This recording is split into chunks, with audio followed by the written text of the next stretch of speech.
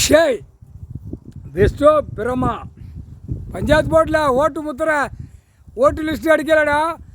அப்போ வீடந்தோறும் என்ன செய்தான் ஏது எடுக்கண்டாமா பஞ்சாயத்து போர்டு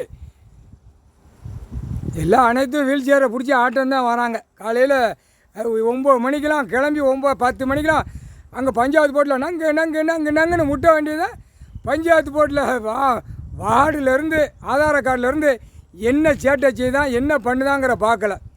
எங்களுக்கு ஓட்டு முத்திரை வேணும், அவ்வளோதான். ஓட்டு லிஸ்ட் அடிக்கல, ஓட்டு முத்திரை சிட்டி கிராமம் ஆதார கார்டு வச்சு எத்தனை பேர் இருக்க, எத்தனை பேர் போகிற, எத்தனை பேர் செத்துருக்க, எத்தனை பேர் இருக்கன்னு கணக்கெடுக்கல.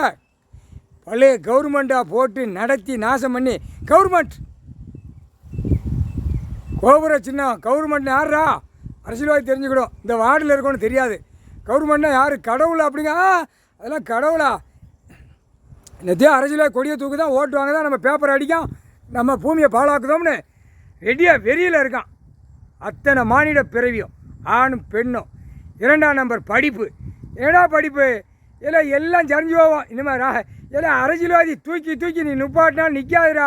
நீ கெட்டடம் கட்டின பூரா உள்ளே மாட்டி தான் வரும்.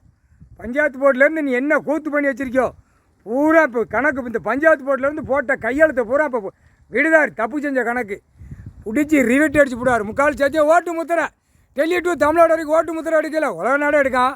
தமிழ்நாட்டுக்குள்ளே வேகமாக வீடுந்தோறும் நீங்கள் எத்தனை பேர் இருக்கியா ஓட்டு போடுறதுக்கே லிஸ்ட்டு எடுக்கணும்ல அப்படி இந்த ஓட்டு கணக்கு க்ளோஸ் பண்ணிட்டாரு.